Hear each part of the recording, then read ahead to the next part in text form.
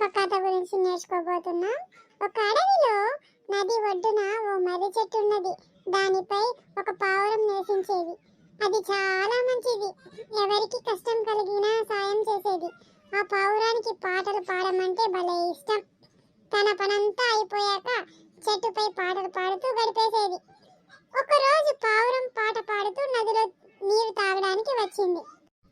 ఇంతలో నది ప్రవాహంలో కొట్టుకుపోతున్న చీమ ఒకటి కనిపించినది.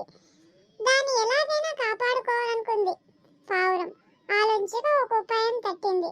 వెంటనే మర్రి చెట్టు ఆకును ఒక దానిని తీసుకొని చీమ పక్కన పడేసింది.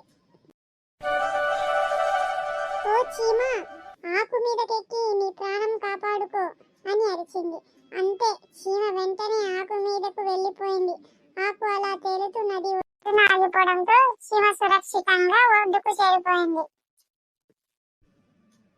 నా ప్రాణాలు కాపాడినందుకు ధన్యవాదములు అంటూ పావురానికి చీమ కృతజ్ఞతలు చెప్పింది.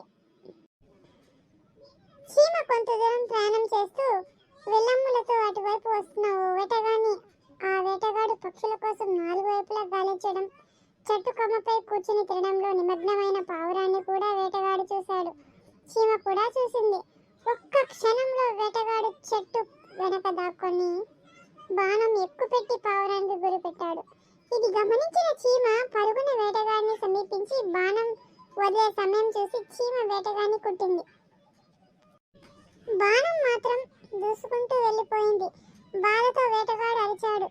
బాణం గురి తప్పింది. పావురం అక్కడి నుంచి మరో చోటికి ఎగిరిపోయింది. తాను ఎలా రక్షించబడ్డానన్న సంగతి పావురానికి తెలియలేదు.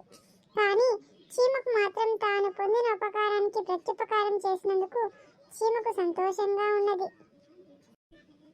మంచివారికి తెలియకుండానే ఉపకారం జరుగుతుంది.